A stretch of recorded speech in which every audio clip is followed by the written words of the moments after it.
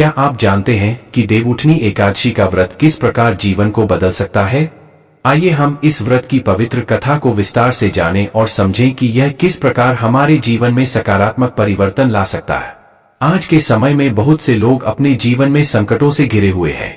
वे अपने जीवन में सुख और समृद्धि की तलाश में हैं, लेकिन वे यह नहीं जानते कि यह सुख और समृद्धि केवल देवउठनी एकादशी के व्रत से प्राप्त की जा सकती है।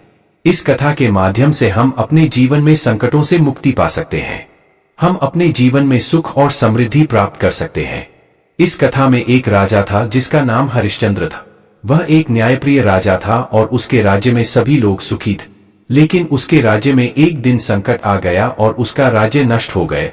वह अपने राज्य के नुकसान से दुखी था और उसने भगवान विष्णु से प्रार्थना की कि वह उसका राज्य वापस दे दे। भगवान विष्णु ने उसकी प्रार्थना स्वीकार कर ली और उसका राज्य वापस दे दिए। लेकिन राजा हरिश्चंद्र ने फिर से अपने राज्य का संचालन शुरू कर दिया और वह फिर से संकट में पड़ गए। इससे हमें यह शिक्षा मिलती है कि हमें अपने जीवन में संकटों से मुक्ति पाने के लिए भगवान की शरण में आना चाहिए। इस कथा का मुख्य मोड़ तब आता है जब भगवान विष्णु ने अपने भक्तों के प्रति अपनी कृपा का प्रदर्शन किए। वह अपने भक्तों के लिए कुछ भी कर सकते हैं।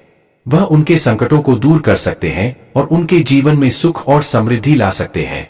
भगवान विष्णु ने राजा हरिश्चंद्र का राज्य वापस दे दिया और वह संकट से मुक्त हो गए। भगवान विष्णु की कृपा का प्रदर्शन किस प्रकार हुआ, यह हमें यह शिक्षा देता है कि हमें अपने जीवन में भगवान की शरण में आना चाहिए। हमें अपने जीवन में संकटों से मुक्ति पाने के लिए भगवान की शरण में आना चाहिए। इस व्रत के माध्यम से हम जीवन में संतुलन और समर्पण का महत्व समझ सकते हैं। हम अपने जीवन में संकटों से मुक्ति पा सकते हैं और सुख और समृद्धि प्राप्त कर सकते हैं। अगर आपको यह जानकारी पसंद आई तो कृपया हमारे चैनल को सब्सक्राइब करें और नीचे कमेंट में अपने विचार साझा करें।